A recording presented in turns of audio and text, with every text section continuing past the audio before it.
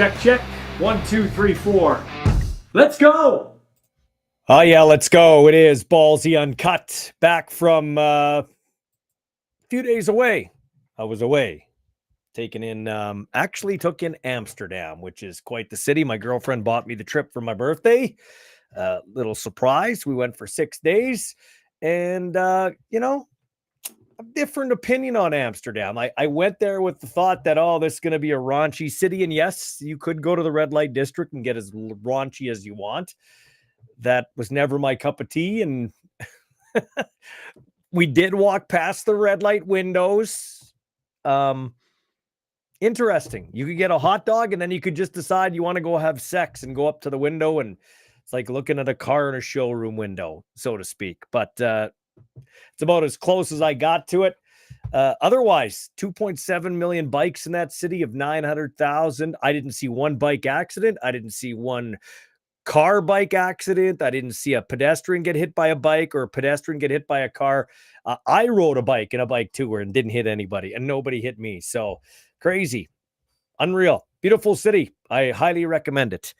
The show brought to you by Ward Tirecraft at 101 Dudney Avenue in Regina, Dudney Avenue East. Go in there and say Ballsy sent you. Get 10% off your tires, your brakes, all that type of stuff. Go check them out. Also want to give a shout out to Paul Waldo at Royal LePage in Regina, getting on board, 3-time Grey Cup champ, getting the real estate game by giving Paul a call at 306-502-5355.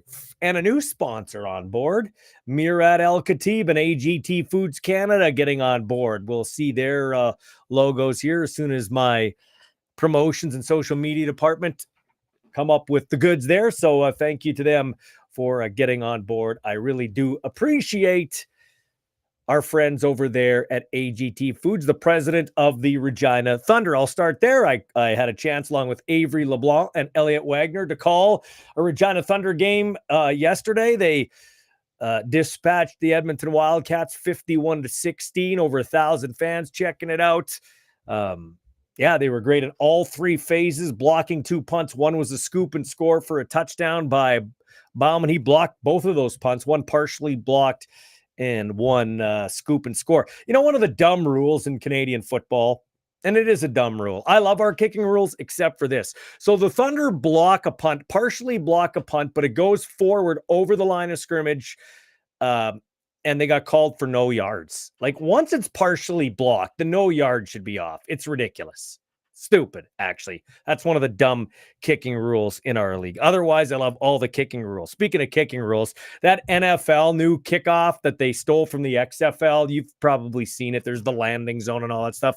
There's still touchbacks left and right. I guess it saves the wear and tear on the bodies of the guys running a 70-yard sprint. Now it's only a 30-yard sprint down the field for a touchback. Waste of time. If you're going to do that, then move the kickoff line back to, say, like the 30. Or if it goes in the end zone, it's a touchback, then you get the ball at the 40-yard line. Or maybe actually the other way, you have to run it out or you're only going to get the ball at the 15-yard line. Like, it's crazy. How about we just move the kickoff line back and play football the way it was intended to be played? You know what you're signing up for. You're signing up for injuries. This is not a sport for the faint of heart. I know it. My kid's playing and is banged up through 3 weeks of U Sports football, okay? Playing the boundary half for the Calgary Dinos. Let's go there. That was the game of the year so far in Can West. 44-40. Huskies come up with a win in double overtime against the Dinos, whose offense has come to life now, so that's good news for them. The Manitoba Bisons are off to a 3-0 start, holding off Edmonton 24-23. Golden Bears, Alberta Golden Bears, had a chance to win it, went for 2 instead of the tie and lost 24-23. Kind of a gutsy call there by Chris Morris. The Regina Rams, U of R Rams, dropped to 2-1, kind of stubbed their toe on home turf, losing to the UBC Thunderbirds, who, by the way, needed that win 14-12. It was an ugly game, wasn't a great game to watch. Not going to lie to you, watch it in the Calgary airport.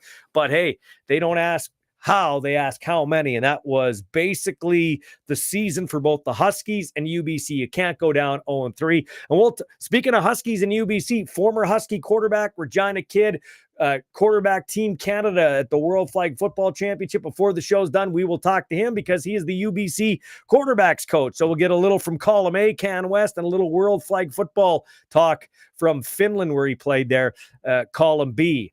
So we'll chat to him about that. We're going to talk CFL with Keith Willoughby, the simulations guru for our show. He's the dean at the Edwards School of Business, our stats nerd. That's in Saskatoon, but he's our stats nerd on the show. We like him. Very smart football guy, big time Rider fan, ever the optimist. And you kind of have to be. Like, is the league full of pretty decent teams and parity and Montreal, or is the league full of Montreal and then the rest of the teams are kind of crappy? I can't figure it out. Like, Calgary ties Montreal. The Riders were off, so they didn't lose. And that's a joke, but it's not a joke. I mean, the Riders are in it, but they're not in it. Like, they're in it, but they're not in it. They haven't shown me that they're going to climb back into it. But having said that, the way the rest of the teams are playing, you think the Lions are going to emerge and take things over? And they shit the bed against Toronto really badly. Nathan Rourke gets pulled out. Vernon Adams comes in. I like both those quarterbacks as quarterbacks and human beings. But let's be honest, Nathan Rourke and chasing his dreams in the NFL, he's set himself back in the CFL a bit. And I think it's great to see in this sense that you just can't go to the NFL, come back, and everything's fine and you're the star of the league again. You know what I mean? It's kind of it kind of helps get rid of that whole Bush League mentality of the CFL. So there's that. And then you had So I don't know. Like, I was 1-1-1 on the week. I had BC beating Toronto. No, Toronto won. And you thought the Argos were dead, and now they take a big step forward, and a step forward to maybe there was a point where you're like, okay, there could be a crossover from west to east, but maybe not so now. And yeah, so the Argos beat BC. I did get the Hamilton-Ottawa one right. Ottawa is kind of like, I believe in them, but I don't consider them a juggernaut, and Hamilton's been playing good ball lately. So I got that one right. And I did pick Calgary to beat Montreal, but there was no winner there. So once again, 1-1-1, a second week in the CFL where we have a tie. And 35-22-2 in Ballsy's best bets for the season. Some CFL news. Riders have signed Ryquell Rock Armstead, and he was getting first team reps today at running back for the Rough Riders. He was the fourth leading rusher in the CFL when he was let go by Ottawa. Not sure why. Some fans are asking me, like, does he have character issues and anything like that? When you're desperate for the Riders, as the Riders are to win, if you can find a way to get him on the field and keep him in check, if that's indeed the case, and I don't know Rock Armstead from a hole in the ground, you bring him in. And they bring him in, and I kind of like that. If you can get him on the field along with Frankie Hickson. He was not happy with his lack of production in terms of getting his hands on the football in Ottawa, as the story goes, with the OC, Tommy Condell. So he got cut. I don't know if he was kind of a malcontent in the locker room, but he's in Saskatchewan now. He's getting first team reps. Jacob Brammer, the Vandy right tackle, did a pretty good job in there before he hurt his, I think it was his hamstring. He was back practicing today, as was Anthony Lanier. He wasn't doing team drills, but he was doing drills on the side. If they can get Anthony Lanier back playing the way he was playing before he got hurt, look out. And Brammer as well. Some of these injured guys coming back will help the Saskatchewan Rough Riders out. Miles Brown got the max fine for his hit on Chris Streveler. It was a low hit, but looking back on it now, A, he was being pulled down by a Winnipeg offensive lineman, and B, he kind of hit the top of the legs, just above the knees on Streveler as I could see it. I think this was a fine that was an extension of the week before when he did take a cheap shot on Zach Calaro. So you hit the Winnipeg quarterbacks back-to-back, and you got a max fine, which is half a game check, and he makes just over $5,000 a game check. So take, $2,500 out of that or something like that, I think is what his total would be. Anyway, Miles Brown gets hit there with the injury that ends Chris Streveler's season. Jake Dolegala, the former Rider and BC Lion, goes to Winnipeg now as one of the quarterbacks to fill in there. My power rankings, I got Montreal 1, I got Winnipeg 2, I got Ottawa 3, we got BC 4, I still got to give BC 4, although, offensive line and tackling regressed big time there. Edmonton at 5, ahead of Toronto, even though Toronto's record's better. Edmonton's playing better football. It's going to be interesting down the backstretch. Winnipeg and Edmonton play each other in a home and home, so they could cannibalize each other, or one team could sweep and really put a dent into the other's playoff hopes. I got Saskatchewan at 7, Hamilton at 8, and Calgary at 9. We got Keith Willoughby on. Like I said, we'll see what his computer says about the favorite in this week's game against the between the Riders and the Calgary Stampeders. NFL news: Isaiah Pacheco, the great running back, Swiss Army knife for the Chiefs, broken fibula bone when he was bent back late in the fourth quarter in a tackle distributed by the Cincinnati defense in their big 26-25 win over the Bengals on a last-second Harrison Butker field goal. He's out 6 to 8 weeks. Bryce Young, the quarterback of the Carolina Panthers, has been benched. Yep, he's been benched by Dave Canales, their new coach, in favor of the Red Rifle. That would be Andy Dalton. He says Dalton gives him the best chance to win, and didn't say when we can expect Bryce Young in there. I love Brian Callahan's response to Will Levis. Will Levis, a friend of Nathan Rourke. They work out together in the summer. Levis, the quarterback of the Tennessee Titans, threw a lateral pass when going down, and it turned into a fumble recovered by the Jets, costing them a field goal. He had a couple of boneheaded plays the week before in their loss to the Bears. And Callahan said he called his quarterback dumb and says he's a grown adult. He knows better. And he was asked today about it. He said, no, I don't regret it. I like that. We want the coaches to say things other than we got to give 60 minutes, got to stick to our systems, all that type of stuff, do what we're supposed to do. And then when they say something, they're like, oh, can't believe he said that. No, I'm glad he said that. I'll ask Jon Ryan about that. The Super Bowl winning punter, former Rider, Elk, Blue Bomber, former Packer, and Seahawk is going to join us on the show to talk about a bunch of stuff, including his baseball team. Yeah, his Lake County Captains playing in the league championship. His Portland Pickles already won a title. That's the other baseball team he owns. And now this team is in the championship. We'll talk to him about that. We'll talk to him a bit about Major League Baseball, NFL, and CFL stuff. Other NFL news. Another quote of the week. This isn't a real hot take, but Trevor Lawrence, whose team is 0-2, said, "We suck." Yeah, you do suck. Lost 18-13 to the Brownies. Another quote from Matt LaFleur, the coach of the Packers, who his team ran for 273 yards against the Colts. Like, just absolutely destroyed the Colts, who can't stop anybody on the run. Couldn't stop the Texans, can't stop the Packers. Anyway, he asked his backup quarterback, Malik Willis, why he didn't throw a ball on a pass play that was called. He said, because the center puked on the ball. That's another quote of the week there from Matt LaFleur. So yeah, that's the NFL. And today it wraps up this week number 2 with Atlanta at Philadelphia. Kirk Cousins didn't look good. Looked like he didn't want to step into his throws in week 1, coming from back from that Achilles injury. The Eagles are 5.5-point favorites on home turf. I want to talk myself into having the Falcons cover the spread, but I got to go Eagles at home.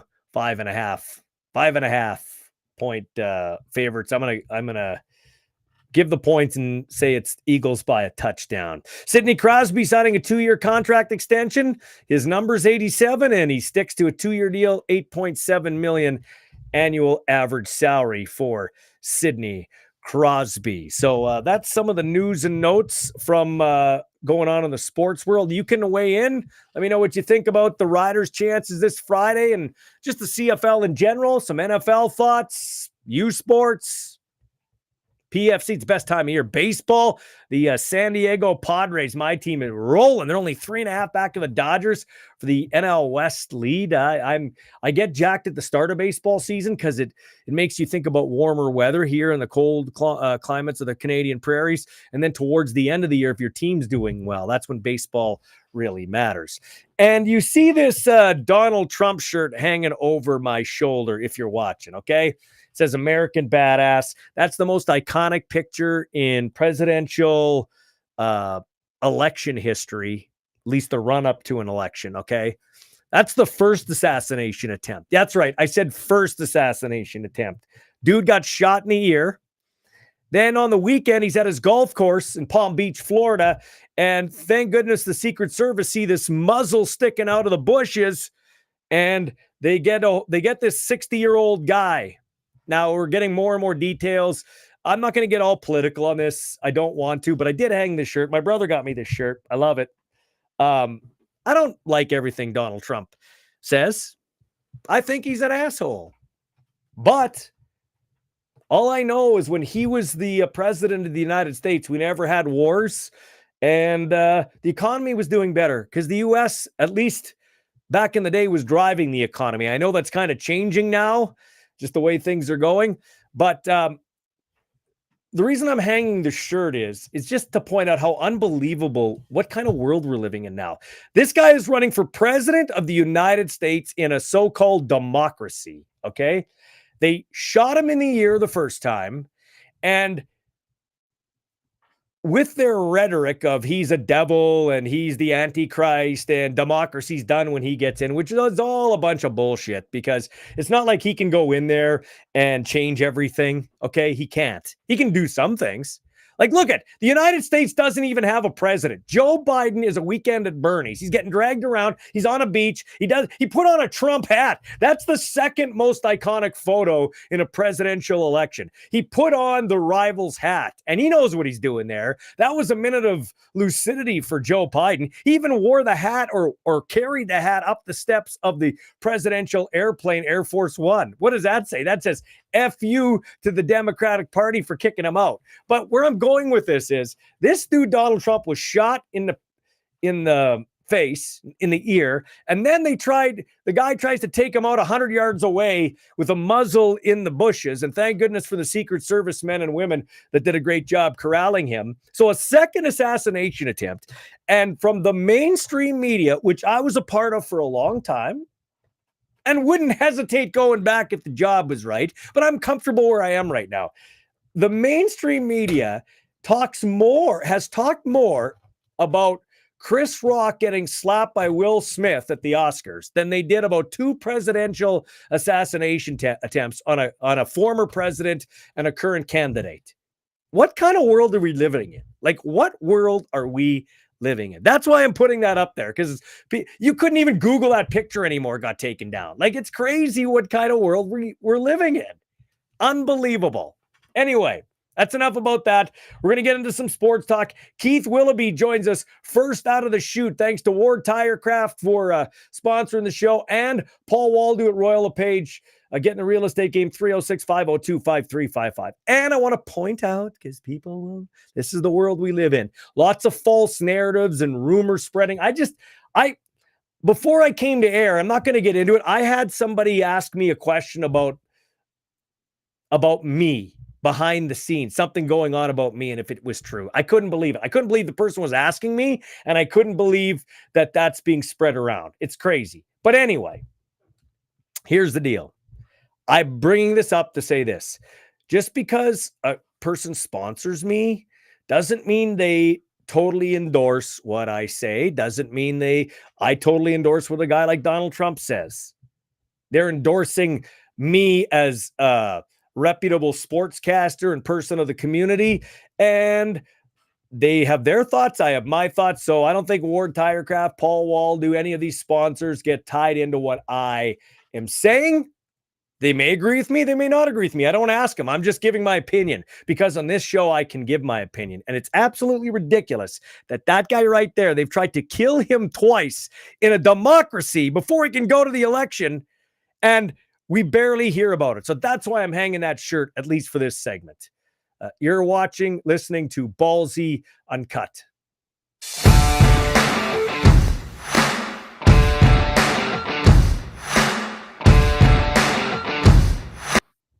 The dean at the Edwards School of Business in Saskatoon at the U of S is Keith Willoughby. He's also our dean here on the show, our analytics expert, CFL simulations, but you're a Huskies season ticket holder. That was the game of the year so far, 44-40. Huskies needed that win to keep their season alive, basically. Absolutely. It's a big game, obviously homecoming weekend, which draws just over 8,000 fans at the Griffith Stadium. So it was good to see that action. And yeah, Ballsy, for the way this season started, going 0-2 on the road, the Huskies needed the win and managed to pull victorious in double overtime. My son played for UND. People could see the jersey over my shoulder, so he's used to playing in front of big crowds. What's funny is he's like, Dad, I've played in big crowds here too, because the Rams played Calgary in their home opener, which was a big crowd for Canada, 6,000. Then they went to Alberta, and that was a full crowd at Foot Field for their home opener, homecoming. And then he was at the U of S for their homecoming, which, outside of Laval or whatever, is probably the best atmosphere in U Sports football right across the country. So, yeah, it was a great game, great exhibition. And like you said, wide open. Manitoba is off to a great start. They've got a good team. But other than that, it's tight all the way across the board.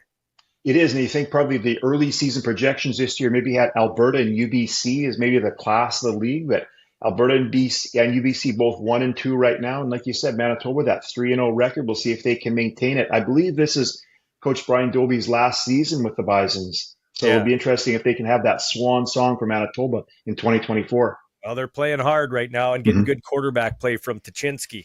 All right, Keith Willoughby, let's talk CFL now. Is it a league full of parity or a league filled with mediocre teams? Because you got Montreal, and they're not going to be perfect every week. Calgary comes up on home turf, gets a tie, okay, which is interesting. 2 CFL ties in one season in the same division, and the Riders play those guys next. The BC Lions, you think they're going to take a step? I said they were the best team in the league, and then they absolutely crapped the bed against the Toronto Argonauts, Nathan Rourke. I think that dream chasing in the NFL's really hurt his development in the CFL. So there you go. I don't know if there's a quarterback controversy there in BC. Like, you know what I mean? What do you think? Do we have some decent teams in a parity-filled league or mediocre teams in a league? Yeah, Ballsy, that's the $64 question, isn't it?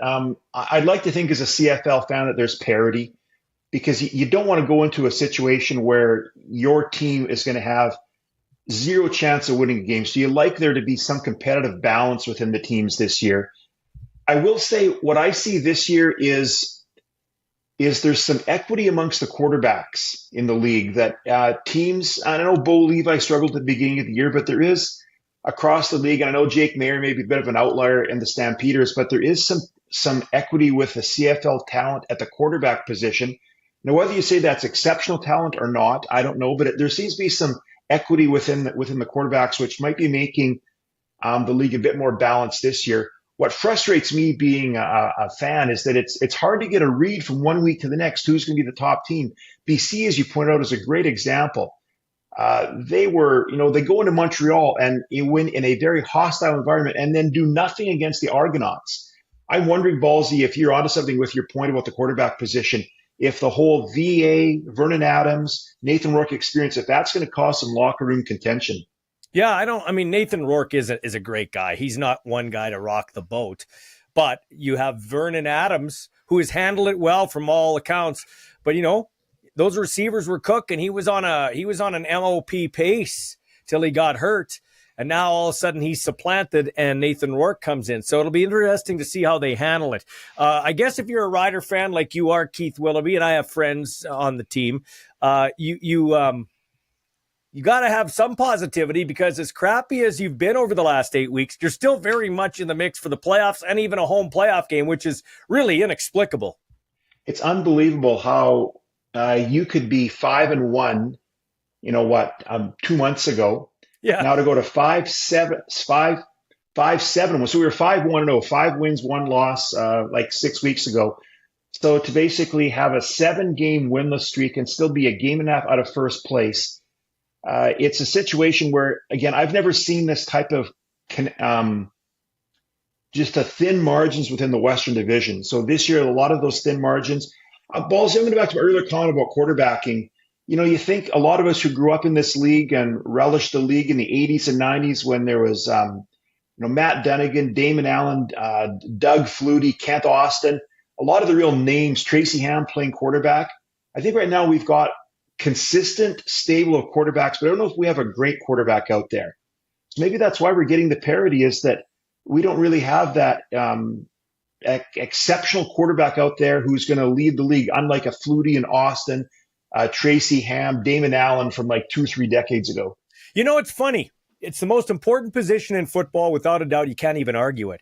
But if you go to all levels of football, just give me a second here. A little bit of a throat problem. You, like the NFL has, it's probably 10 real bell cows, CJ Strouds, Justin Herbert, Patrick Mahomes, Joe Burrow. But then half of their league is watered down. And then they take the guys who would normally come to the CFL now because of the practice roster and more money. And so guys stay there. And, CFL, U Sports, no disrespect, these are kids, but junior football. I watched, there's some decent quarterbacks, but there's no, wow, look at him. Like, I think that's a prevailing thing right across football. Exactly. And you wonder if it's, in a sport that is a quarterback driven sport, you need quarterbacks to be able to drive the team, to drive the franchises, to drive the league. So you wonder going forward, what's it going to be like for 2025 and beyond in the CFL? I know in Saskatchewan, I doubt that Trevor Harris is going to be behind center next year. No, so again, the Riders looking at another quarterback. So you have this rotation, this churn of quarterbacks. Again, with nobody who's really that exceptionally strong player is going to be that MOP candidate from year to year. And I think that's something the league needs to really focus on to ensure that you've got stability and strength in the quarterback position.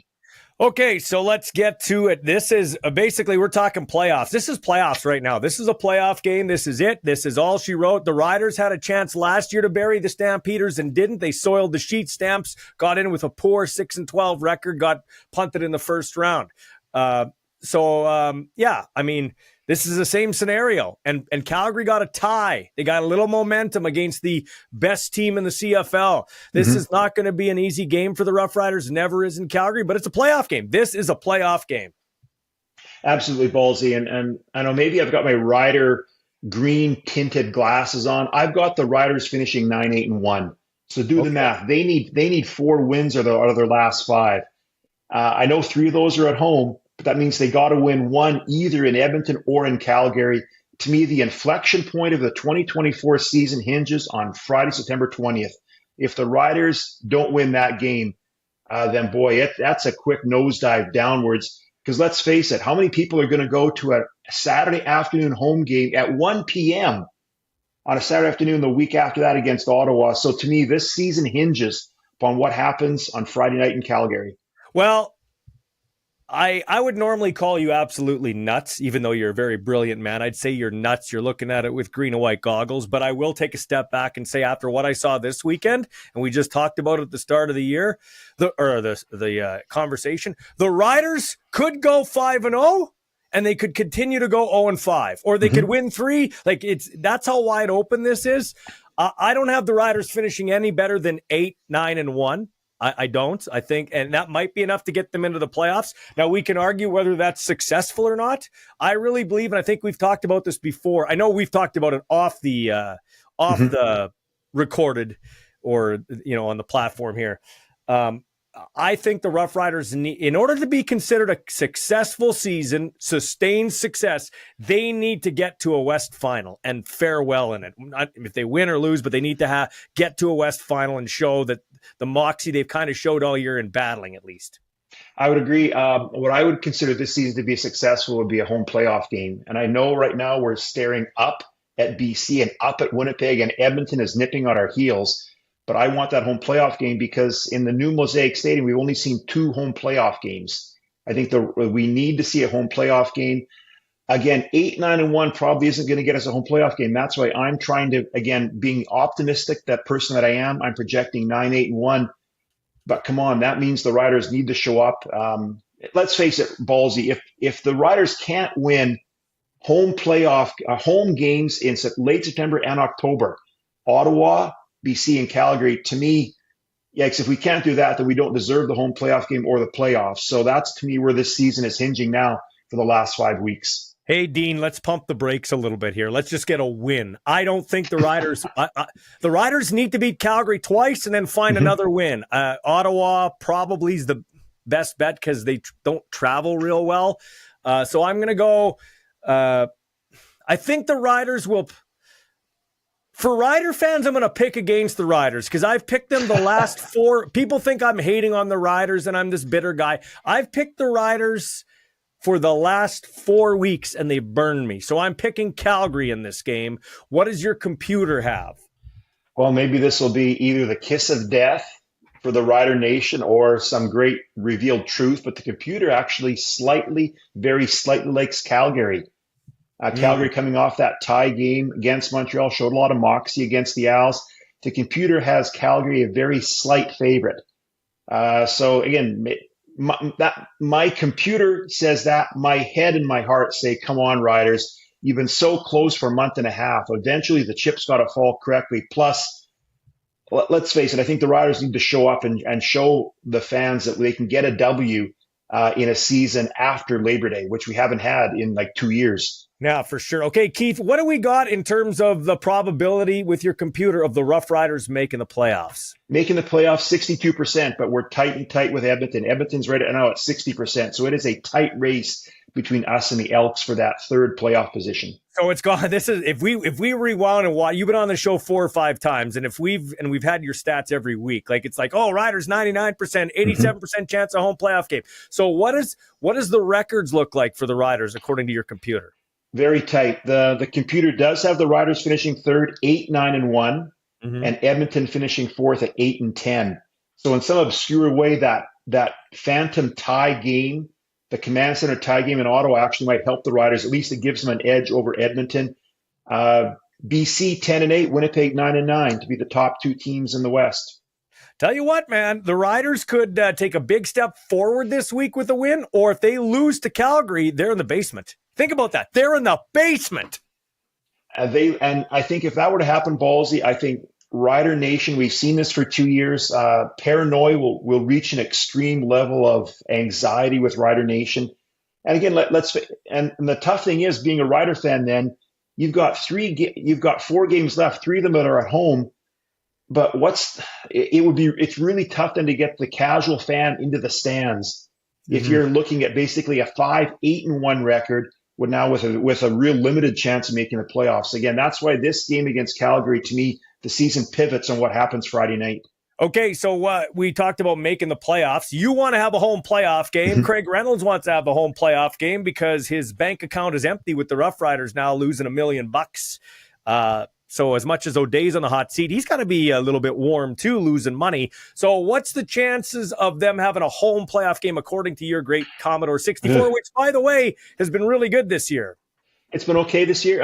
Right now, giving us 30%. Again, a month ago, it was like in the 60s, 70s. Now looking at 30% chance. So again, roughly 1 in 3 chance of the Riders earning that home playoff game in November.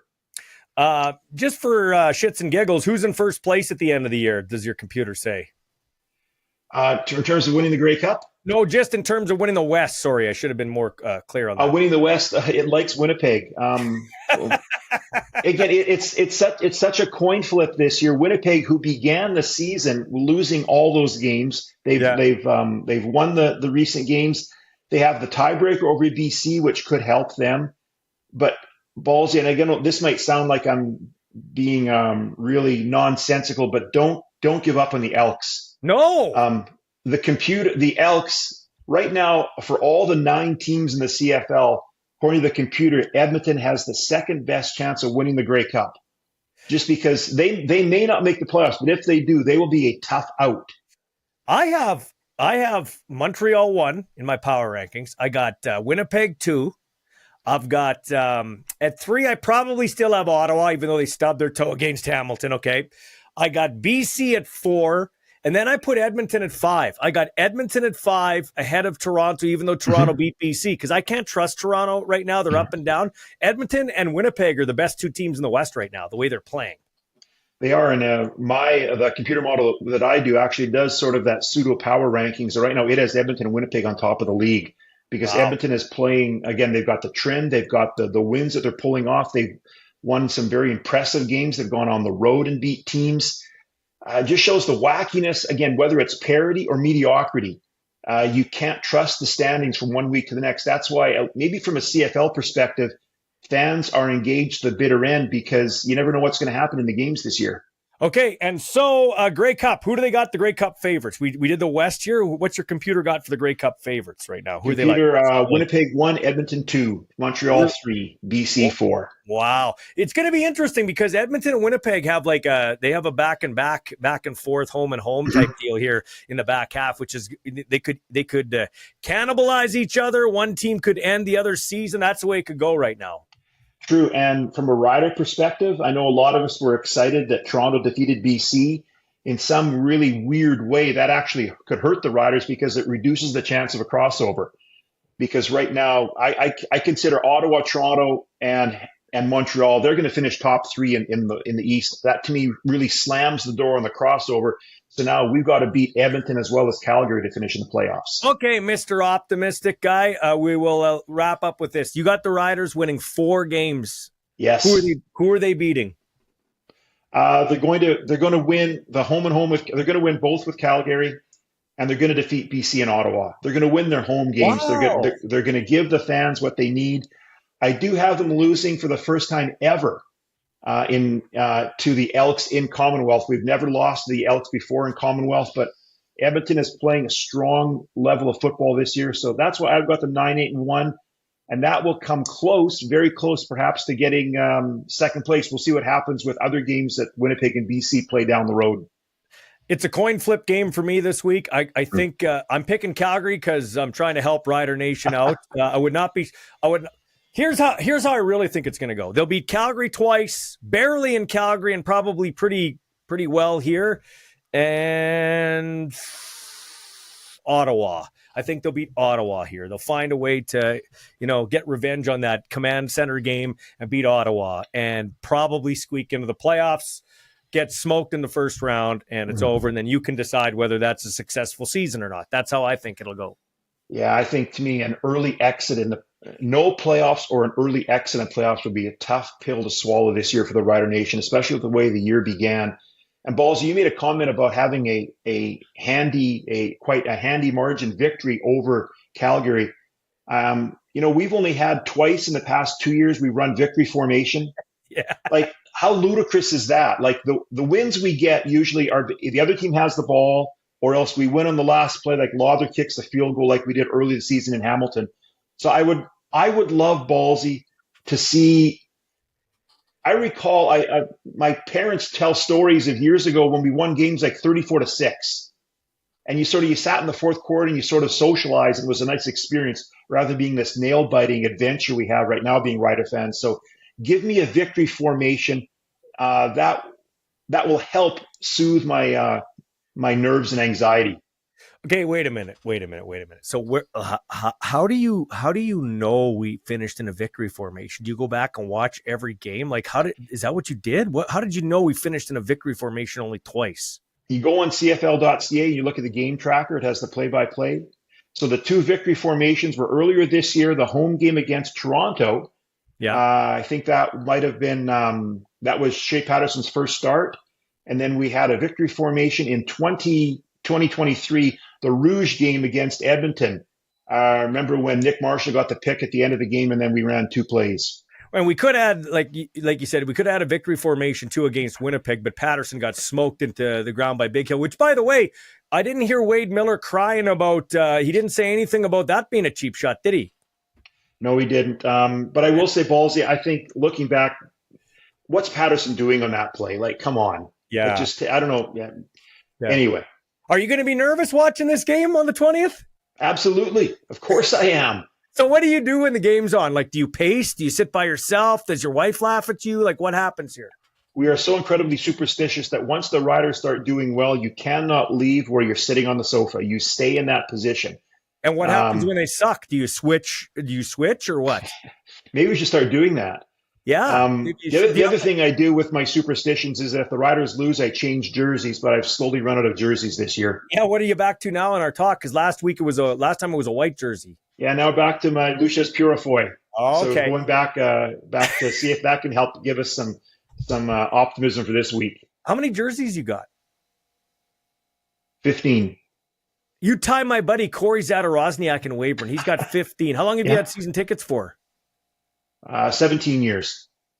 Yeah, and he'd be around 20 some years. Wow. That's how many Husky jerseys do you got? One Dan Farthing, the greatest Husky ever. And he's my cousin. Love it. Yeah, he's my Very cousin. good. And so when are you going to get an Ethan Ball Dinos jersey? I'll wait for the Ethan Ball Rider jersey to come out. Oh, you might be waiting a long time there. Anyway, bud, thanks for your time. Good luck. Enjoy. Have a great week at school and enjoy the game. It's a playoff game. The Riders are in the playoffs. Exactly, Ballsy. It is time to show up or shut up.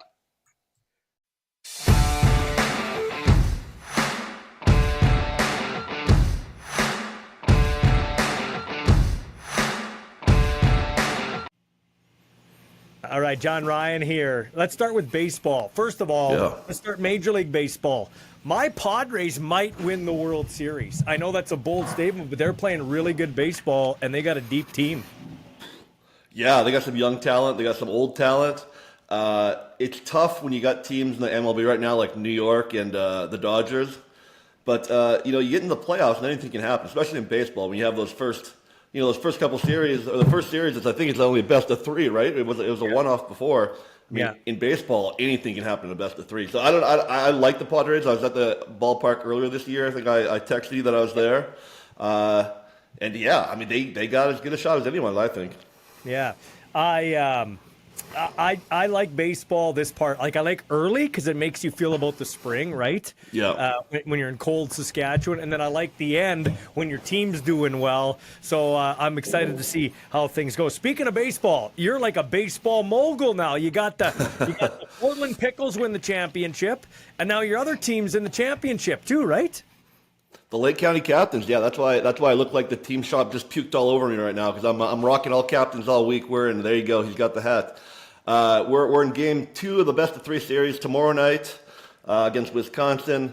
We're down by 1, so it's a best of 3. So we gotta win out these last 2 and hopefully get my second ring of the fall here. So last time you were on, you were kind of deciding whether to go cheap or not. Have we got those rings purchased yet or what? We've ordered a mock-up of the first one, the first draft. So how much we spend on them is TBD. We'll see. Yeah. Hey, but it's nice to have the problems. If you can have 2 championship rings you have to buy. Now, I don't want to jinx it, but those are nice problems to have. Very nice problems to have. We've owned this team in Ohio for 2 years now. But before that, the last time they won it was 2010. So we're talking like 14 years since it's happened. And in Portland, it was the first time in 9 years. So, it's special no matter what level of sport you're playing to be able to win it, be the last team standing at the end. So you were at the Legacy or Legends weekend in Seattle. How was that? Yeah, Legends weekend for the opener last week in Seattle. It was a Legends weekend. Someone accidentally invited me, so I thought I'd show up. But real fun just to be back in the city, be able to watch. I don't know if you had the opportunity, but just watching a football game in that stadium is something else, And I think in my whole life, I think I've been to like 3 NFL games, and all of them were in Seattle, other than the Super Bowls I've gone to watch. But was lucky enough to play in that stadium, over 100 times, and it's different from being on the other side of it now. But yeah, it was a cool weekend. Yeah, how you joke about it, but how nice is it? A punter gets considered to be a legend and be brought back as a legend. Like, you were a pretty big figure when you were there. Yeah. I was kind of there for the glory years. I think that helped out a lot. But it's just an honor to be included. Standing out there from our era, it was like me, Marshawn Lynch, Cam Chancellor, Doug Baldwin. To get back to see those guys again, just a real honor. Then to see all the guys from the past. Ruben Mays was there. I forgot that Ruben had even played for Seattle because he was so great with New Orleans all those years. But to have another Saskatchewan guy there is pretty cool as well. All right, let's talk a little NFL. What was the more surprising win for you on the weekend? Was it the Vikings over the 49ers with Sam Darnold, who I think was going to be the comeback player of the year anyway, even though they changed the rules and you got to come back from injury to be a comeback player, which I think is stupid. Was it the Saints pounding the Cowboys, or was it the Raiders beating the Ravens?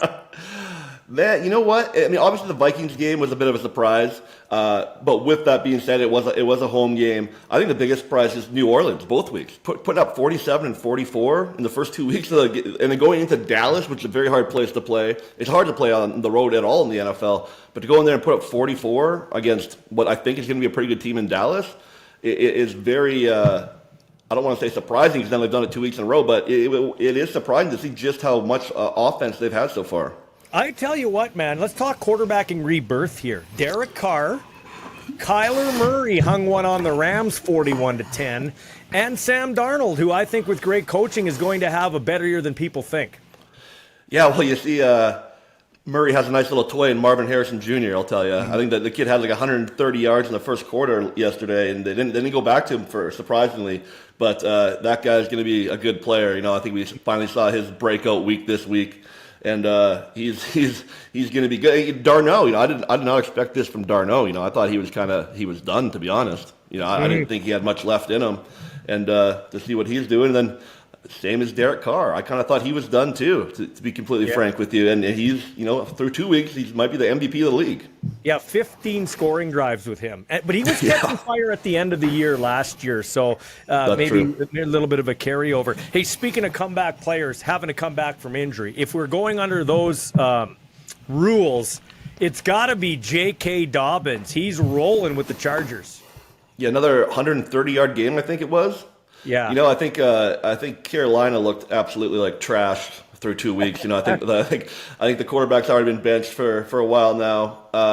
I'm friends with Dave Canales, who is the new head coach for Carolina. I've known him for 15 years. I was so happy for him to get that job, but I knew it was going to be an uphill battle, and it's shown so far. But going back to J.K. Dobbins, he's another guy. He was completely written off. You know, people were telling him to go to the USFL or the UFL or whatever it is called now. And to see what he's done through 2 weeks has been, you know, incredible. You know, I want to stay with that game for a second. I hope Canales stays there for a while. I saw a ridiculous stat. It's either, I think it's 7 coaches in 6 years or 6 and 7 years. Either way, that's not good. Like, hopefully this Tepper guy he's the new Daniel Snyder to me. Like, Come on, just leave the team alone for a little while.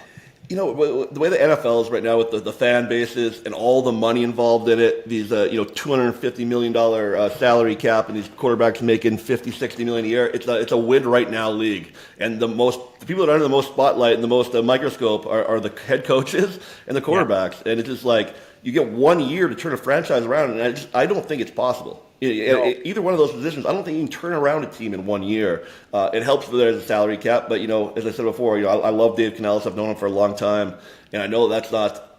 We've seen this team play the last couple of years. It's not a 1 year turnaround. You know, it's going to take a few years, and I hope they give him that. Now your answer might be different now that because you're a funny guy. You like you like speaking your mind sometimes. But when you're a player behind a locker room door, maybe you want the coach to address things differently. What do you think of Callahan, the coach of the Titans, calling his quarterback Levis dumb, and then he's got to act like a grown up? He's done that 2 weeks in a row, turning the ball over.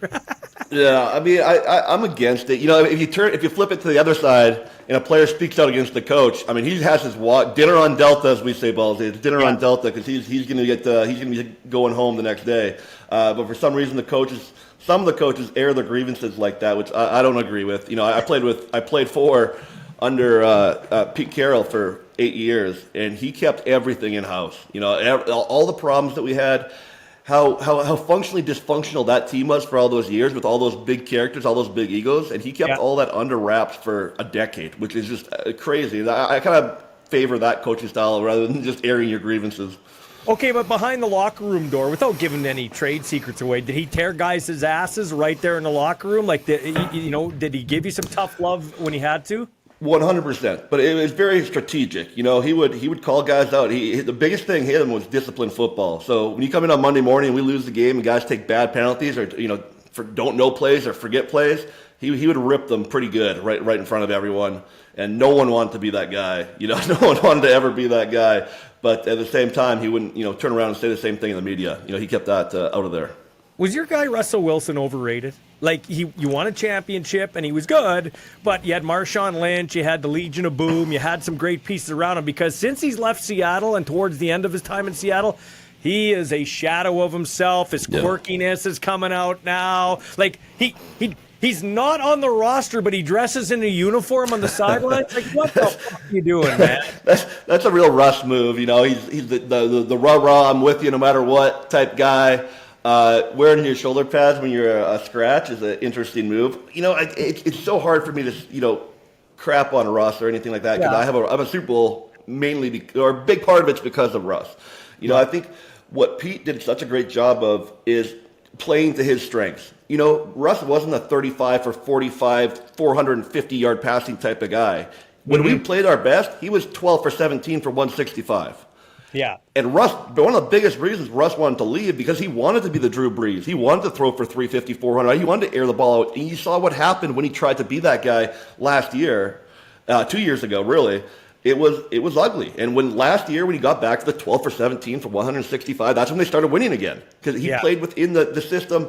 I hate the word system quarterback, but Russ had to play within a system, and that system was how we played football for about 6 or 7 years in Seattle.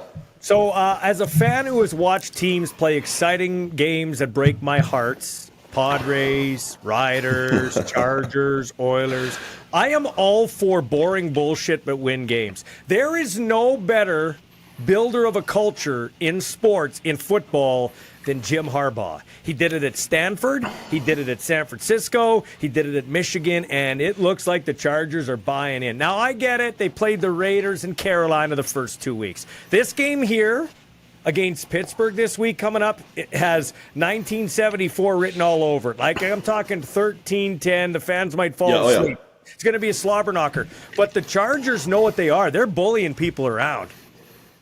Yeah, I mean, I always thought that Jim Harbaugh was a bit of a prick. I don't like him personally, maybe for all those years that we had such a great rivalry with him when he was with the 49ers, not with Seattle. But he gets it out of his players. It's so clear how much respect his players have for him. You saw it in Michigan. Now you're seeing the Chargers. They're buying in. And the way that they talk about him, the way they just interact with him on the sideline, you can tell they love the guy and have nothing but respect for him.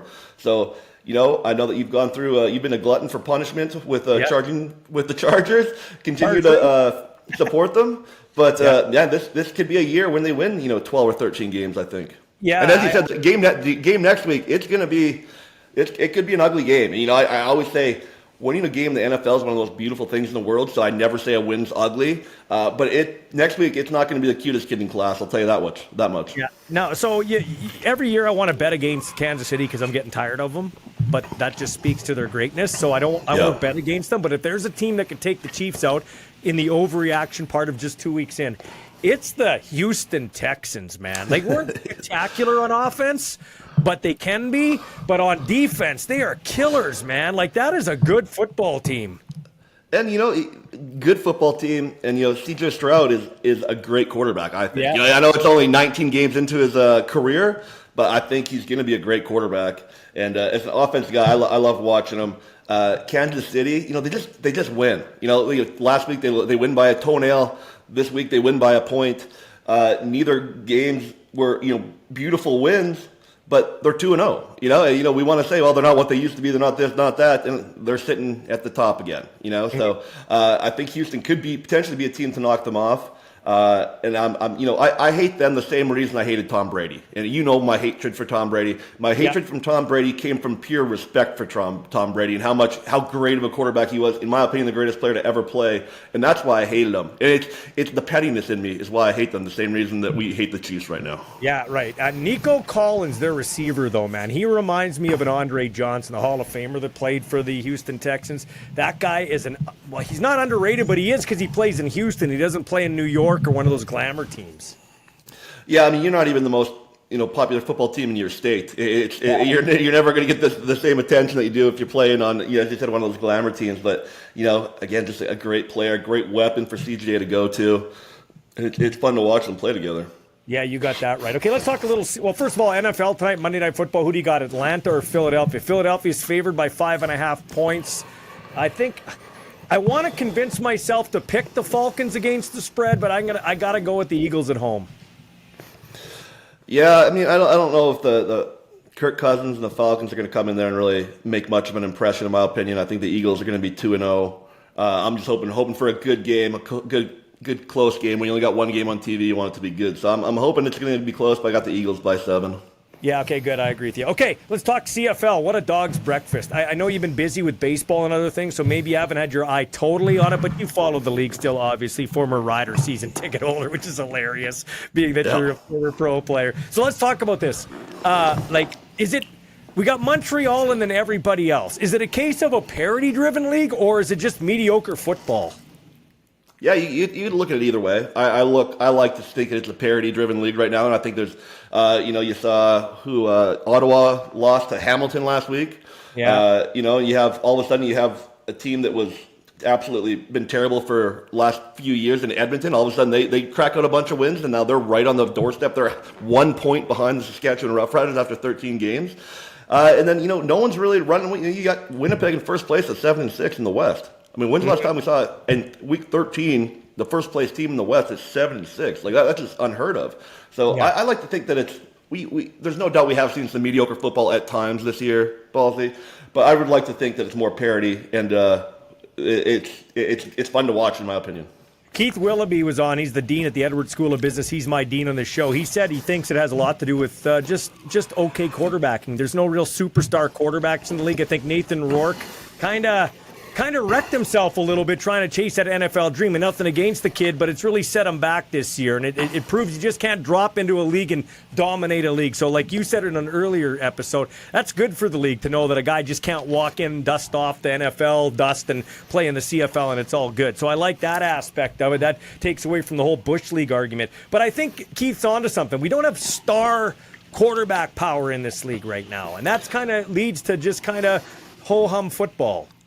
Yeah, it's tough right now. It is. We're not seeing what we saw in the 90s and the 2000s when we had these, 5 or 6 great quarterbacks in the CFL. And it's hard to develop a Canadian quarterback or a quarterback in the Canadian Football League. And the secondly, right now, 10 years ago, NFL practice squad was 8. Now it's 16.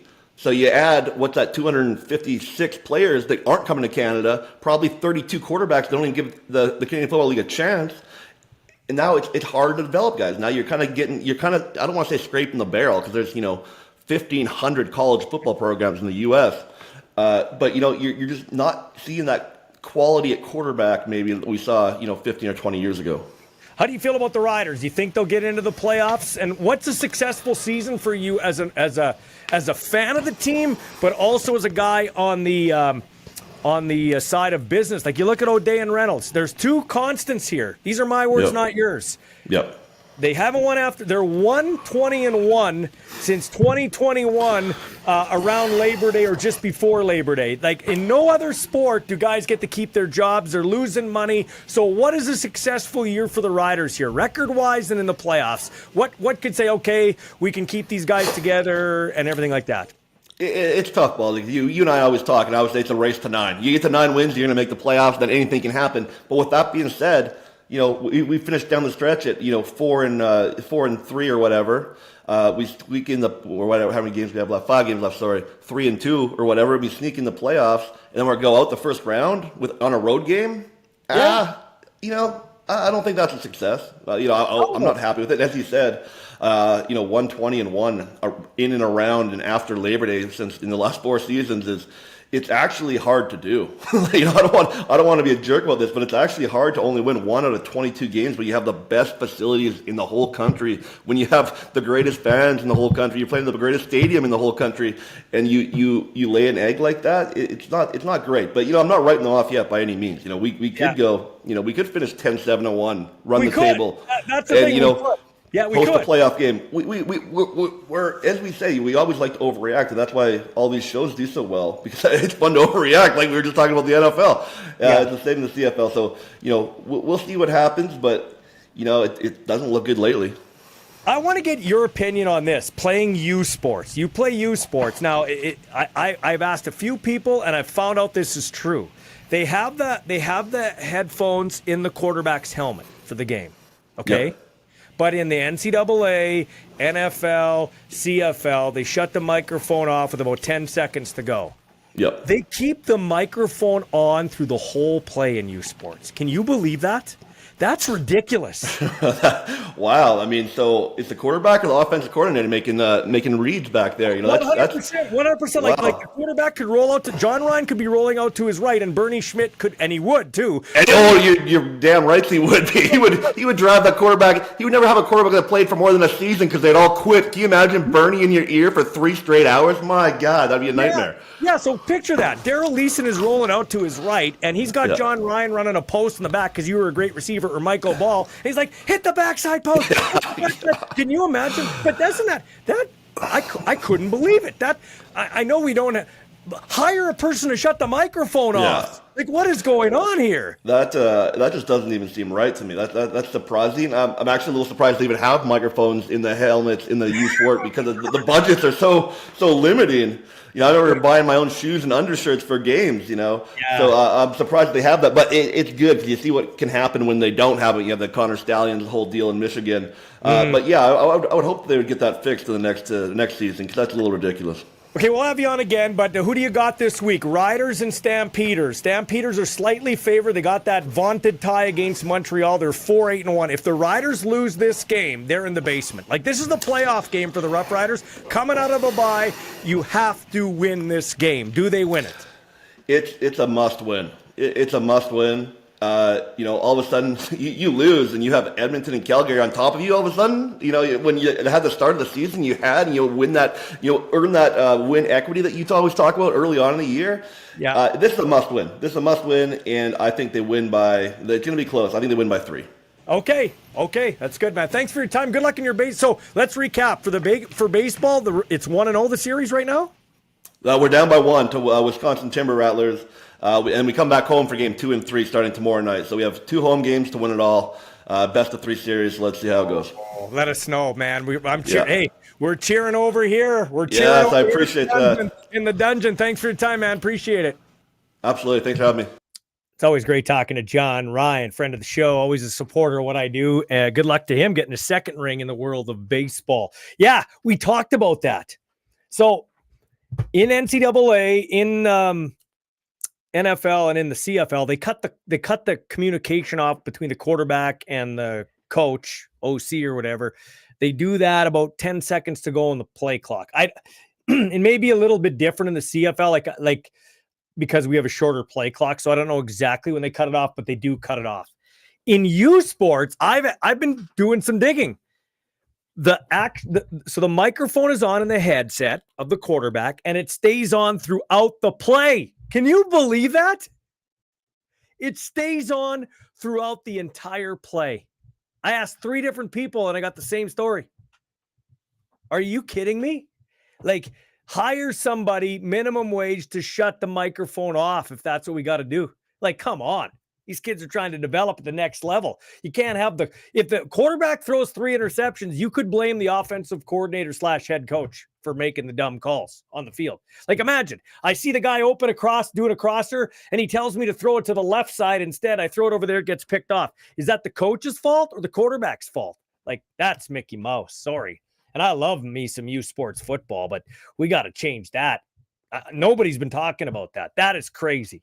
That is apt. I made sure I talked to a few people before I'd come out and say something like that. Here from our chat room, we got Rocky. He thinks Winnipeg will be lucky to win 1 more game this year, and that's it. Rocky says, I feel a winning streak coming on for the Riders. That's only if the Riders, though, can win in Calgary. Yeah, I think that's fair, Rocky. Kim Johnson says, I totally endorse what you say, Ballsy. He's a truck driver listening to the show. I hope he's listening, not watching. And he says the Riders have to win in Calgary, and then we go on a winning streak. So a lot of people are sharing the same thing. I was going to mention this, but I'm going to wait till tomorrow because I was talking to my partner in this sports trip we got going on. We're going to release details hopefully tomorrow. I was almost going to break the seal on it, but we have a nice sports trip for the sports enthusiast in your life, or if you're a sports enthusiast, for the Ballsy Uncut fan base. All right. The tickets will go fast. It's a pretty affordable trip too. We're going to get 4 sports games out. 4 sports games out of the deal from what I can tell. NBA, NFL, 2 NHL. Boom. And we'll give you the details, hopefully. I guess it would be Wednesday, because that's when I do the show, Wednesday. And Brian wants to know any update on merch. Yes, the merch is coming. I'm back from my vacation. I'm actually having meetings tomorrow, so we will have merch on the way, and I will have an Our Balls Are Bigger t-shirt for you, sponsored by our friends at Hammer Time Roofing. They are coming. I apologize. I'm a one-man show. Some people said, Ballsy, you can't be bossed around. You can't be directed. Do it on your own. So I am doing it on my own. It's a lot to do, book work and everything like that. So I am getting that too. And Brian says, any chance you'll have John Abbott's Flames? Any chance you will have John Abbott Flames TV voice on? I will try to get him on. I will try to get him on. He is a good hire coming over from the Ottawa broadcast. Good 39-year-old broadcaster. So hopefully we're going to have details on the sports trip on Wednesday for you. Coming up, though, we're going to hear from Mason Nyhus, former Regina Riffle Royal, former U of S Husky great, he's lost 3 Vanier Cups in a row, twice as quarterback of the Huskies, once as assistant coach of the UBC Thunderbirds. He's the quarterbacks coach of the UBC Thunderbirds and led Canada on a nice run at the World Flag Football Championship taking place in Finland. We will get to him in a second. I want to give a shout out to Tamara, who's watching in Calgary. She's a faithful listener. James, always checking things out. My buddy Corey in Weyburn watching the show. Tim Jorgensen, too, big NFL, CFL fan. Tell all your friends, this is the sports show for you. It's Ballsy Uncut.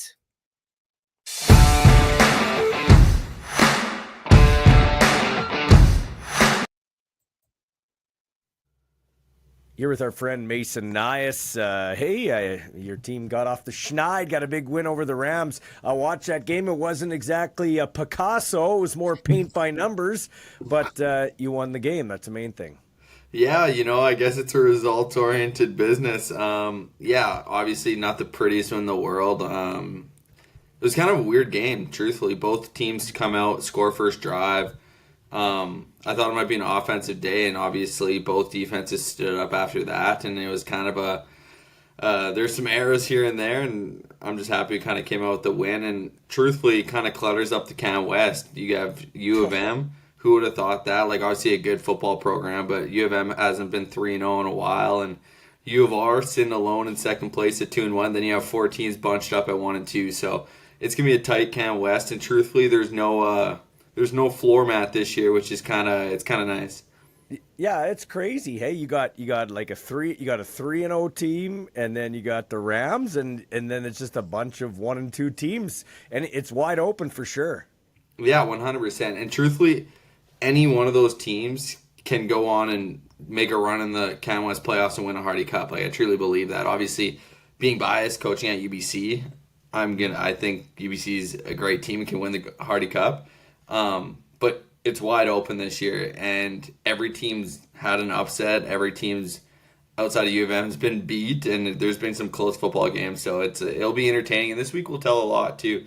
We at UBC we're hosting the Huskies this week, so that'll be a massive game. So it'll be an interesting week in the Can West for sure. So talk about Rooker. He seems to be a little bit, he didn't play badly this last game, but it's been a slow start to the year for him. What do you see? I know you weren't there early on because you were playing flag football over in Finland, but what are you seeing from him early on here?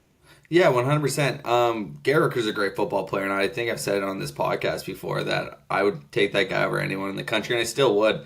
It's one of those things where there's just been mistakes, and not necessarily even just Garrett, but there's just been mistakes on kind of plays by one guy or one thing here and there, and that really shapes a football game. And Garrett's getting used to, obviously, it's still a veteran group in the skill position at UBC, but there's some new guys on the offense, right? And it's also one of those things, and there's no excuses by any stretch. We need to play better, but when you lose 2 NFL players on the O-line, it feels different, right? You have Giovanni Manu, who gave up 1 pressure last season, no sacks, and Theo Benedict gave up 0 pressure, 0 sacks last year. So I'm sure he just it's getting used to playing with new guys, but he has to play better at the bottom line. He'll be the first one to say that if we want to be successful and accomplish the goals we want to accomplish. But last game, I thought he played great in between the years. I thought he made good decisions overall. Some balls came out a little funky, but you know what, that happens. I've thrown my fair share of funky footballs in my day. So it's one of those things you got to flush and keep pounding away, and I'm looking forward to having a big week this week against U of S. You got to be part counselor when you're the quarterback's coach? Yeah, 100%. You know what? I think me and Rooker have a pretty good relationship. I understand where he's coming from a lot of the times, as well as Derek Engel, our other quarterback on the road with us. So I feel pretty confident that they can talk to me with a level of confidence and trust if they're seeing something or they're pissed off about something or whatever the case may be. I can be that layer for them to kind of bounce ideas off of. And I've been in the exact same position not too long ago. I've felt struggles in games where you're kind of fighting uphill. So I can give a little feedback there. So, yeah, definitely coach, counselor, somewhere in between sometimes. So you're talking about Manu with the Lions, and then Benedette, the Canadian Viking, with the Bears. Did you watch HBO Hard Knocks? Did you see all that stuff? Yeah, I watched a little bit. I definitely watched Theo doing his little song and dance. It's pretty hard to miss. It was everywhere on social media. So I got a kick out of that. I thought that was gold. So, yeah, I really enjoyed it. Did you have to sing when you were like a rookie with the Huskies? And if so, what song did you sing? I had to sing a bunch of times. It's funny. We would do, like, at the meal hall, you always eat meals at U of S together at the U of S cafeteria. So you'd sing your rookie song there. And then first time on the bus, whenever you go to UBC, first time travelers to UBC, because it was our first, like, flight, you would sing a song on the bus when everyone was together. And mine was always Ain't No Mountain High, Marvin Gaye. It's tried and true. It's quick to the core. Like, what I tell all the rookies, do not sing a song, that no one knows. That's a killer. Because you're counting on vets to bring the juice for you and sing with you. And then number two, that's a long time to the chorus. Because usually guys, like, you sing the quick first verse, sing the chorus, and they clap you off. If you're on there for a minute or a minute and a half first verse, you're in trouble. So those are my two biggest pieces of advice for guys. You think your dad, Perry, or you have the better voice? I'm not great. Definitely radio talking voice, Perry. I haven't heard him singing. I know I haven't heard that him wrong. sing. I haven't heard him sing, honestly. So I'd still probably say him. I don't have much of a voice on me. I think if we gave him the Kenny Rogers Gambler song, he'd probably, kick your ass. 100%. Give him a little Amarillo by Morning, George Strait. He'd take there you go. Hey, so I talked to him right after the game. He went and bought you a celebratory McDonald's meal. So was that kind of, though, like, even though, how do I put this? You guys got a good team. You'll probably be there at the end. It feels a lot better to be 1-2 than 0-3. 100%. No doubt about it. 0-3 is bleak. 0-2 is still, like, not a fun place to be by any stretch. But in the Can West, when 4 or 6 teams make the playoffs and really you get in, anything can happen. 0-3 is a lot different than 0-2 or 1-2 for that matter. And even the U of S guys, right? Talking to those dudes, because I still have a ton of friends there, right? Yeah. Hey, they squeaked one out in OT, slippery situation. And if you're 0-3, you're really behind the 8 ball. So that was a massive game. And like you said, it doesn't matter how you get it. So, yeah, that Big Mac with fries was tasting a little better after the win for sure. Of course, if people are just wondering, Mason played for the Huskies, but he's the quarterback's coach for UBC and also quarterback for Team Canada at the World Flag Football Championship, where you guys finished 7th. You started like a house on fire, maybe kind of ran out of gas, but it was close. It was nip and tuck to get into the playoff, like to like a medal round there. Yeah, 100%. It was a really weird kind of setup. I had a blast. What a great experience, first and foremost. But so how they work the system, right? There's 8 pools, and then you have to be the top 2 in your pool to get into the playoffs. And then there's a round of 16. It's basically like a March Madness bracket. Yeah. So we went in as the 12th seed in the country. So we had the number 5 seed, Italy, who's a really good team, and then we had Finland and Singapore, who are below us in the rankings. And those get based on previous tournaments that have happened. So we went in. We were fortunate enough. Italy's a great football team. Honestly, it's a lot of Italian Americans that played American football. So there's a lot of state guys on that team. Their quarterback's a stud. He plays for like the Pro Euro League there. He's really good. And we won our first game, which is awesome against them. Played Singapore, which is great. We lost to Finland. That was kind of an interesting one because we already clinched first place. Yeah. And we weren't trying to lose or anything like that, but at the same time, it really didn't matter. If we won, we had to play Italy and the United States back to back. And if we lost, we got Israel and Switzerland. So it was kind of a game where you go and you play your best, but we're also making sure we were safe and had fresh legs for the playoffs. So ended up losing that game, playing Israel in the round of 16. Really good team, honestly. Beat them. And then lost a nail biter. Like, we were favored to beat Switzerland, kind of an upset. And hey, they had her. They beat us kind of on the last play of the game there. So well, didn't you have Hillis in the back of the end zone and he tripped or something? Yeah, we were playing on natural grass, and so it's day 3, and he goes to take an out and just bites an edge. And if we score a touchdown, we're up with like 30 seconds left. They have to go score to win, and Hillis just burns a tire, and then that's kind of all she wrote. So.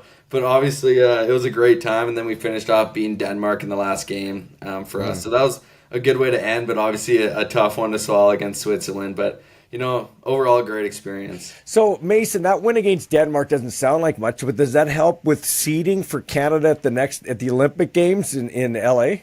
Yeah, 100%. So, I'm not sure exactly how they're going to do it for the Olympics, but there'll be multiple more qualifiers, and you just have to keep seeding your way up. Because I think in the Olympics they're only taking, I want to say, 8 teams. Mm-hmm. So you have to be in that top 8 or whatever the case may be. If they shorten it or increase it by 2, maybe.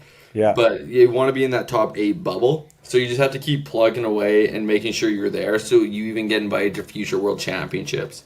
So if you're 8, even like this year, right? If you were an 8, then you have the 9 and the 20th seeds in your pools, instead of having the 5th seed and the 17th seed. So it definitely helps for future teams going forward. Do you guys just threw this team together in Nova Scotia and you ended up winning the thing? Are you going to have would you go back next year? Like, you're going to try to do it again next year, or what's the deal? Yeah, we'll kind of see where it's at. I'm focusing on coaching it right now, so I'm not too sure what I'm going to be doing. I would love to. It was a blast, and I know Football Canada is talking about potentially putting a more formal thing together, maybe with that team, and bringing more guys in or whatever the case may be. But truthfully, I thought we were one win away from probably playing the United States in the semis, and probably winning a bronze or whatever happened after that. So, and that's one quick little thing slipping on grass, right? So, and we practiced twice in Finland before we played. And so, we practiced twice, had 2 preseason games that we both won against Finland and Germany before the tournament started. And we're beating the 5th ranked team. Well, I was gonna say, if you guys got to a medal and won a medal or played in the medal game, would they not have given you a chance to try out for the Olympic team? I know by that time, 4 years from now, you'd be 29, right? But at least or 28 or whatever. Just give a guy a chance to try out for the team at least, right? Yeah, 100%. But it's really interesting, right? So every other team there is like a club, and we talked to all these other countries, and they practice for the last 5 months, 3 times a week, and which is awesome, right? Because it's not really a tackle football outside of the United States and Canada. And so we're like, hey, man, if they actually put something together and put a lot of focus on it, Canada would definitely be a top 2, top 3 team in the world. So it'll be interesting what they do moving forward. You know what, though, lastly, I'd like to say I watched some of those games on TV. You had that nice little underhand shovel pass to get the first down. I don't know how you're probably the offensive coordinator, too. But I loved how well run it seemed to be. The replays were good. The stats were good. I'm like, they do a better job than CFL, U Sports, and junior football for a tournament. I'm like, that's great, but it's also embarrassing for us here back in Canada, to be honest with you. Yeah, they took it very seriously. And obviously it's a world championship event. You kind of expect that, but it was all the grass fields. Obviously, it was, like I said, it was chopped up by day 3, but it was in pristine condition day 1. They took it very seriously, and it was a well-run organization. Yeah, and lastly, what's it like to you guys? You guys are the Vikings, you Nyhus. As you went back there, your dad and mom came. What was that like to have kind of like a family affair over there? It was awesome. I had a great time. I've never been to Europe before this trip, so it was sweet. Right before the tournament, I did a little vacation with my significant other there in Paris. Went to Italy, and then met up with my parents in Finland or whatnot. So it was a sweet experience. Finland was a super cool country, and wouldn't change anything for the world. Well, I'm glad you went. I'm glad you went early, because I just got back from Amsterdam. I'm second day back, and jet lag is real, bro. Jet lag is real. 100%. I got home like late September 1st, Yeah. and then it was Labor Day on the Monday, and then I started working and was right back at UBC on the Tuesday. So, there's some cups of coffee consumed for sure. You got that right. Hey, man, best of luck the rest of the way in Can West, except for when you play the Dinos. I have to say that. Yeah, fair enough. Thanks, Ballsy. I appreciate it. That's our buddy Mason Nyhus. Good kid. Teaching high school, coaching football. People still ask, doesn't he regret not going out for the CFL? I really believe Nyhus could have played in the CFL. I really do. I just don't think he would have got a fair shake. You know, Riders told him one story and then told him another story. One guy told him one story. You're going to play. You're going to have all the chances in the world to compete. You're going to have a good shot to get on the roster. And then the next day, the other guy said, well, you know, best case scenario, you're going to be a camp arm. Red light, red flag. You got to think about these kids. These kids, and my son's one of them. He's 22. He's living off the teat right now. Like his mom and dad are floating his boat, and you say, well, you could get a job. Listen, these student athletes are working 2 full-time jobs. They're working at their craft in football, and they're working at their craft in school. Those are 2 full-time jobs. Almost impossible to get a job if you're a true dedicated student athlete. If you can, that's great. And be an academic all-Canadian, you can't do it. It's impossible. It's absolutely impossible. So kudos to Nyhus. He decided to take the teaching route, the coaching route. I know he has aspirations to run his own program one day, or maybe even get to Division I football or something like that. And he is a great football coach in the same way that we've seen other great young Canadian coaches like a Mark Mueller, like a Jordan Maksimic. He could be the next great mind in the CFL or wherever it might take him. Just won't. I really believe, though, he could have played in the CFL. I really believe he could have quarterbacked the team eventually had he been given the opportunity. Went to Finland, threw a team together, bunch of guys who did play together with the Huskies. So let's not just say they got off their couches, but they went to Halifax, won the national championship, and got to the round of 16.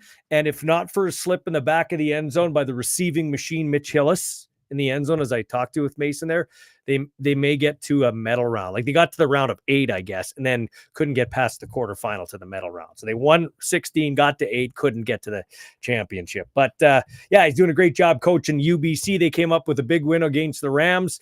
3-0 Manitoba, 2-1 Rams, and everybody else is 1-2. It's a short season, but it's a long season too. All the same. A reminder on Wednesday, maybe even before on social media, we're going to have details on the sports trip that we're doing, our first annual sports trip here with our friends at CAA Travel in Saskatchewan. My buddy Terry Kazis. We are going to announce the big trip coming up here, Ballsy Uncut, an NFL game, an NBA game. I've never seen an NBA game, and a couple of NHL games. We'll give you the location and everything going on with that. And it'll go fast, trust me. And people going on that trip, I'll have a special, we'll have some merch for you. Let's just put it that way. Anyway, we're going to wrap the show up here with our friend Al Millar, the general manager of the Regina Pats. They shook things up off the ice in the offseason, doing some coaching and front office restructuring. Just got through preseason, getting set to open up their season against the PA Raiders. But let's see if we can catch up with the general manager of the Pats, Alan Millar. All right, we're upping the intelligence and the looks on this podcast here with Al Millar, the general manager of the Regina Pats. How are you, bro? Yeah, I'm good. I'm not sure about your opening on the intelligence. I'll accept the looks. I know you're full of it a little bit, Ballsy, but I appreciate the sentiment. Well, you look better bald than me, or with less hair. Like, look, we kind of have this. You got more gray, but you look good. I can't grow a beard. I can't do it. I look stupid when I do it. So take the compliment. Let's move on. Preseason.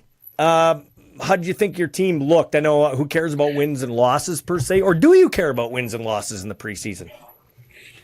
Well, I think you always care about wins and losses. I think that there's value in winning games and feeling good about yourself and gaining confidence, especially, based on the season we had a year ago. But at the end of the day, in terms of final evaluations on players and getting your team together, it is what it is, and I think for the most part we were good. I think we should have won the rookie game against Swift Current. We were the better team. We outshot them, by quite a bit. Just didn't go our way with certain things. Real solid against Moose Jaw. And then the home and home with Brandon. They're a good team. I didn't like the way we played Friday night in Brandon. I thought that was our worst performance. We were a lot better Saturday, and for us, now we move forward. You wait on the Vaughns, you wait on Howe. Babcock didn't play Saturday night, so we're a little thin on the back end, a little young. But all in all, Ballsy, I think we've taken a good step, and I believe we'll be better. What are you hearing on Howe and Vaughn and those kind of guys? And how often are you checking in, or how often are you getting reported to, so to speak?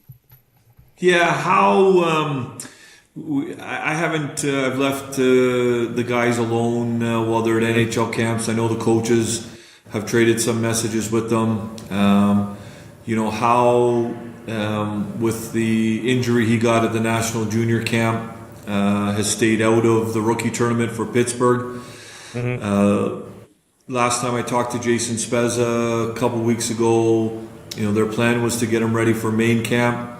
He's a signed player, so I would expect that, if he's 100%, that he'll be good for main camp and potentially get a game or two in the NHL preseason. That would be great for him. So I'm not really anticipating having him back for opening weekend, because NHL main camps are just starting this Wednesday.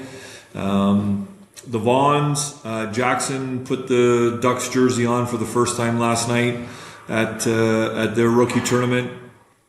Corbin is putting the Kings jersey on for the first time today. LA rookies are playing Anaheim. So is it Vaughn versus Vaughn? Don't know if Jackson's going to be back in the lineup for the Ducks or not. Usually those rookie tournaments, they carry a lot of players. I hope the brothers get to go head-to-head in the game, but at least Jack's got in one game, hopefully two, and Corbin will make his debut tonight. So a good experience for those guys, and excited for them to get into those games. So Al, typically it's different. Well, not typically. It's different for every kid how they handle it, what they take from it when they come back. What are you hoping to see from these gentlemen when they come back? Like, what, typically in your past experiences, how much the NHL camps and that experience fuel their fire when they get back to the dub?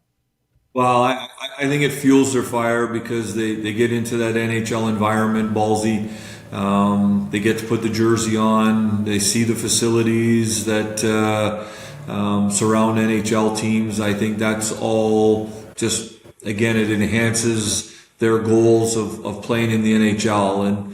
But ultimately what I'd like to see our guys bring back is no different than what we tell 15 and 16 year olds when they're at our camp, that it's an important experience, and playing at a higher level makes you better. Learning what it takes to play at this level is important. Being around WHL coaches and what the standards are is important. And probably most importantly for, a 15 or 16 year old around our team is watching how our 19 and 20 year olds prepare, what they do in fitness testing, how hard they work in practice. And again, it goes up a level. But when you've got 18 and 19 year olds that are in NHL camps and they're surrounded by, certain older players, around a rookie team or a rookie tournament, you have some guys that have played NHL games. You got guys that are 21, 22 years old. You're around the NHL and or American Hockey League coaching staff. That you get around that environment. You see how hard it is to play at that level. And again, it fuels you both from a learning perspective of what it takes to play at that level, and then you get the feel for what it's like to be in pro hockey, to be in the NHL, and that's an additional fuel to fire up you to continue to get in the gym, continue to work hard.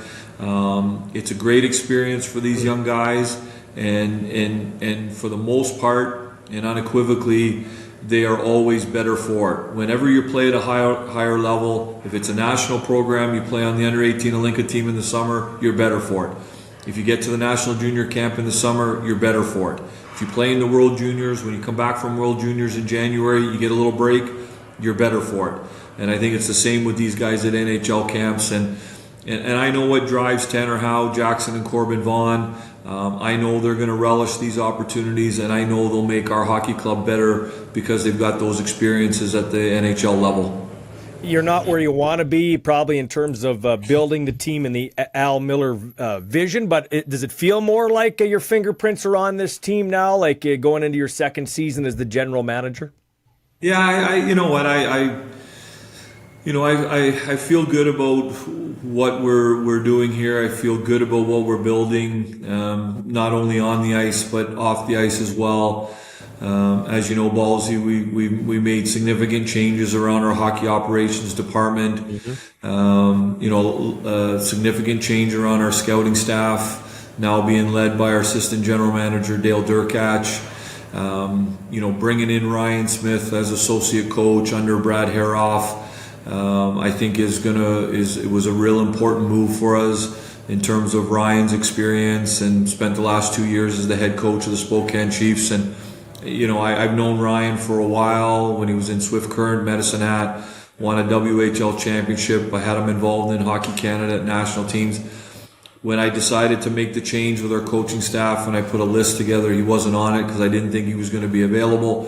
And when he became available, he went right to the top of the list. So, and I think those things that we do off the ice and on the ice in terms of getting better go hand in hand.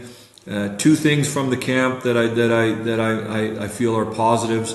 I like the feel of our returning players. I like how they've come into camp. They worked in the off season. I think they've come in with a great attitude and ready to take that step as a team. And then when I look at our prospect pool, everything around the recent draft in the 2009 age group was very positive. We signed an additional young player that really impresses at camp from Colorado today. We announced his signing, Owen Sejna. A great signing for our club. I think he's going to be a real good player, but this is an example of a kid that, grew up in Colorado. His dad played at Colorado College. 2003 was a Hobey Baker winner, and he's made a commitment at 14 years old to play in the WHL. We're excited about that. So I like our prospect pool. We've got 3 2008s who are 16-year-olds that are still here, performing well, competing for spots on our team. I think I've seen some depth and upside in our prospect pool in the last 12 months. And I really like the feel of our roster and our returning players coming in and our veteran group, and how motivated they are to be better. So 2 more questions for you. Listen, sports, the game of sports, like whether it's hockey, football, baseball, that's the fun part. The business side, when you got to make changes and things like that, that's never easy. What's that conversation like with Brad Haroff, who's a newer head coach, but then you bring a Ryan Smith guy in who's got a good pedigree as a head coach in this league too? What's that conversation like with Brad? Because, it's just their human side to it. Like, okay, you're bringing in this other guy. Like, what, am I making more of that than there is? Or what does that conversation look like? No, I don't think you're making more of it than it is, because it's a great question. And, we brought somebody in here who has more experience as a head coach than Brad. So I would say 2 things, Ballsy, on this. One was at the end of the year, as a group, collectively we sat down and talked about how are we going to be better. And that was part of my evaluation in the first year. Essentially inheriting everybody in the organization, from players to staff on the hockey side. And what, Ballsy, we again, being around the game enough, like The new manager comes in, everybody's on 1-year deals, everybody's on eggshells a little bit. And, but that was just the situation. That's just the way it needed to be. So, collectively you look in the mirror, Gord Pritchard, myself, Brad Haroff, Tristan Fry, Ken Snyder had great conversations. I talked to them about where I thought our coaching staff was at, the change that I thought we needed to make, and what I thought we needed to complement that staff. And to Brad Haroff's credit, this is my second point, and probably most important, to Brad Haroff's credit, he was confident in his own abilities. There was no issues. He agreed. He was excited about Ryan Smith becoming available and a candidate for this position. And collectively, we're on the same page that, you surround yourself with the best people available. You don't worry about, if you're a head coach in our league and you don't have the confidence in your own ability to surround yourself with the best people, if you're not surrounding yourself with the best people because you're worried about your job, then you're not going to be a very good head coach in the league. So Brad was 100% behind the change, who we brought in, and ultimately I told Brad, I said, Brad, we get a guy like this to complement you and Ken Snyder, you're going to be a better head coach. And I think we've seen that already, and the group is working very well together, and I'm really pleased in where we're at with that staff. Great answer. Okay, last question for you, man. So you're ready for your first game against PA. The season starts. We talk to coaches. We break down, if it's football or hockey, we break down in like 6-game stretches to kind of chew the schedule up. As a general manager, though, you have to look at it maybe a little bit differently. You got to look at the whole thing. So what do you like? How do you approach the season now? Like, okay, when should a guy make a trade? When we should make some moves? How do you break down your season? Yeah, you know what? I evaluate every day, and I come into training camp with a pretty good idea of what I think our roster is going to look like. You get the odd curveball, good or bad. You adapt accordingly. Right now we're in a position where we've got some injuries. We've got some guys in NHL camps. We've got to be patient with our roster. I've got a little bit of an idea on a move or two that I think we need to make sometime over the next 2 to 4 weeks that I think are going to be important to allow us to continue to take that step to be competitive, Ballsy. Mm-hmm. I'm responsible for not only this year, but the big picture. So that plan around integrating young players into our lineup, what the development plan looks like for those young players to make sure they're going to get the opportunities to get better, are real important. So, I balance that with, getting out and watching the rest of the league early in the year as well. I've got, I feel confident in our group. I feel confident in the feel I've got for our group. But I've already got some things in mind in terms of where we need to be over the next, like for example, Ballsy, just first step here is to get everybody back from NHL across the league. And then, then some things filter out, some guys become available because you've got too many players. And then you manage that with your own team. You manage on maybe a move or two that you might look to make. You just kind of continue to evaluate and build from there. Okay, lastly, the most important question. Okay, I got to slide this one in here. Are we going to have an 80s night theme? And if we do you get to pick the music? Like, do you get to go upstairs and like put Motley Crue, Rat, Poison, all of Def Leppard, whatever, and throw it all in there and say, hey, play that tune, get going? Well, I wouldn't distract myself to on every song, but Ballsy, I certainly would have the playlist to hand off the day of the game ready to go. Yeah. And, so I think you mentioned a few real good bands that could pump things up. I think you got to throw maybe a little AC/DC in there, Yeah. Judas Priest, maybe a little Yeah. Metallica. Yeah. You know, like Seek and Destroy. You got to get that in the playlist. You gotta Like, have that. that's- Yeah. You got to have that. And so hey, I'm all for an '80s night, and I can contribute any way that Pritch and the crew on game day here for the Pats, who do a great job. If they want to lean on me for some tunes, I'm ready to help out. Well, you know what? You and I will talk 80s off air. We'll go for lunch on me, okay? How does that sound? That sounds great. Look forward to it, Ballsy. Take care, man. Thanks for the